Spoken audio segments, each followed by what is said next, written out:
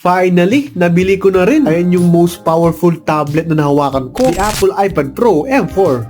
Ayan guys, 13 inches, 1TB nga pala nakuha ko. What I got is the space black color. And actually, nabuksan ko na to syempre nung bibilin ko. Compare it to my Xiaomi Pad 6s Pro, mas malaki siya ng konti since 12.4 inches lang yan. And ayan side by side, 120Hz and 144Hz. Shish, ang bilis. So of course, mas maganda screen ng M4 because of tandem OLED compared to IPS. Kitang-kita yung true black and accurate colors. But enough comparing sa mga nagtatanong kung ba't ko binili to. Pang Roblox lang syempre.